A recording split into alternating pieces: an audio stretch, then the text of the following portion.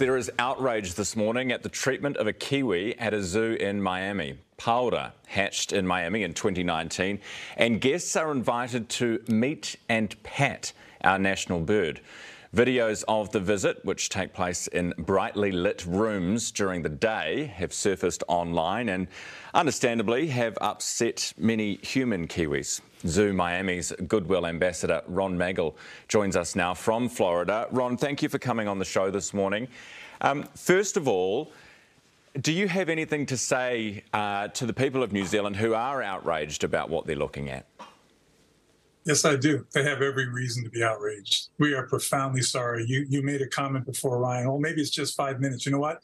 5 minutes is too long to expose an animal to that if it is a nocturnal animal. At the end of the day, it is really indefensible. We are profoundly apologetic. I can tell you that we have listened to you. We have listened to the people who've called. Effective immediately this morning, that entire encounter has been eliminated. There will be no access to the kiwi by the public in that manner any longer.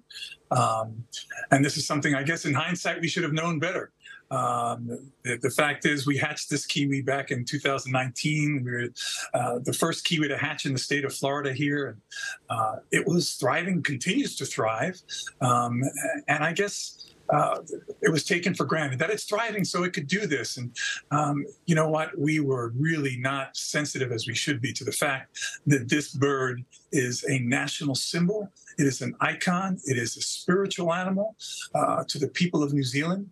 If you put the shoe on the other foot, if we were to watch a kiwi go out there and grab a bald eagle and do things that are unnatural for the bald eagle, I don't know how many Americans would sit back and just say, oh, that's just being... No. There's no excuse. Okay. And I am, on behalf of everybody here at the zoo, profoundly apologetic. Okay. I'm sure that we Kiwis will appreciate that, Ron. You say that you thought the bird was thriving. What our experts, Kiwi experts here in New Zealand have said is that the kiwi was terrified, had its eyes closed the whole time when being touched. One expert who's worked with Kiwis for decades says that kiwi won't last long. He's terrified.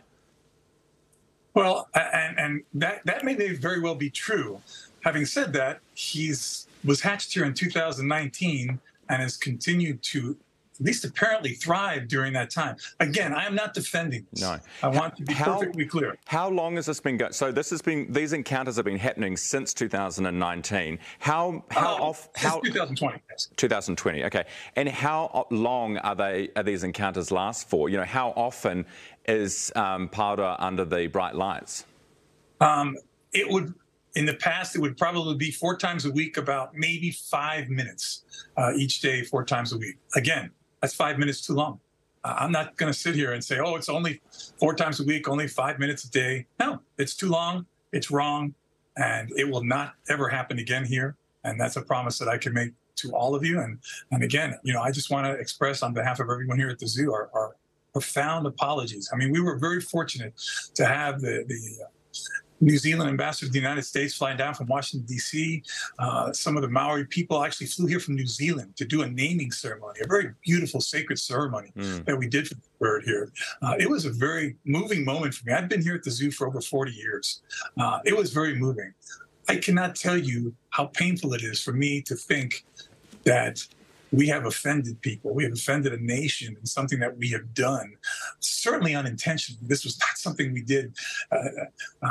Totally. But I want people that we've listened. Yeah, okay. All right, I understand that. And so basically we're talking about 20 minutes a week here. Ron, have you heard from the Association of Zoos and Aquariums in relation to this? They were going to get in touch with you, apparently. They have not. I have not heard anything from them as of yet. What about the Smithsonian? Because my understanding is that the kiwi is sort of on loan from the Smithsonian in Washington, D.C. Is that correct? Yeah, this was a part of what's called an SSP, a species survival plan for kiwis. It was a surplus male, which is why he remained here, because there was no place to put the kiwi, that surplus male, which is why he remained here. And it was agreed upon through the Smithsonian that this would be an ambassador animal. Now, being an ambassador animal does not equate to having an animal pet and touched and doing the things that were seen on that video. So, are there other animals at your zoo that members members of the public can come in and actually touch? Is that normal, or was it just the kiwi? No, it wasn't just the kiwi. No, we do have some animals. We have some other quote-unquote ambassador animals, such as some snakes, some pythons. We have, some smaller vertebrates like chinchillas and ferrets, animals like that, some permanently rehab birds that can no longer fly, that have been habituated to be approached by humans. To let a child take two fingers and maybe touch, the animal in a very, very subtle way. Right. Will you review any of that, do you think, in light of this, or just the kiwi and your... No, I think we should review everything. I think we should be open to reviewing everything, and I'm certain that we're going to do that. The thing is, it didn't take a lot of time to review the kiwi thing and realize, listen, this is wrong. This has to stop immediately, and it did. So what will happen to the kiwi now? How will people be able to see or interact with it, I suppose, with their eyes? Sure. We're in the process of a design team right now designing a specific habitat for the kiwi, where it will be exhibited in a dark area with the classic nocturnal lights to help, flip its normal cycle so that we can make it nighttime and the daytime where people can go into a place. I'm sure you have them out there. Yeah. We do. In Auckland and New Zealand, where you go in to see a kiwi, and it's kind of a dark space. Yeah. So it's going to be the same thing. We're going to have to acclimate that. Just out of curiosity, and we are running out of time, but where was, so for 20 minutes, it was in under the bright lights and people were able to come and see and pet it. Where was it the rest of the time, if not in a purpose-built environment? It wasn't an indoor habitat that was not exposed to all of that, where it had a secluded hutch where it stayed the entire time, right. In the dark. In the dark, okay. Ron, yes. Thank you very much for your time. That's Zoo Miami's Goodwill Ambassador, Ron Maggle, very apologetic, saying that the petting of the kiwi will no longer continue. Save the Kiwi Executive Director, Michelle Impey, is with us live and has been listening to that interview. Michelle, welcome. How do you react to that?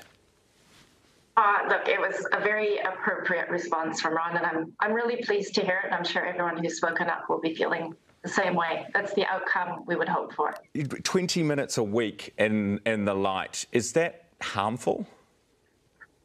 Look, I'm not a husbandry manager to speak to it, but we know it would be stressful for the bird. So this is a bird that lives 50 years. So that repeated stress every day over years, it would have an impact on the long-term health of the animal. I mean, you saw from the video, it ducked for cover as soon as it could. Its response to a threat is to hide, to camouflage, and it wasn't being allowed to do that. So undoubtedly, it wouldn't have been good for the bird long-term. But yeah, again, I hope 3 years of it in its life will not have an impact on the long-term health from here forward. Yeah. Okay, so you're pleased, you're happy, that's good.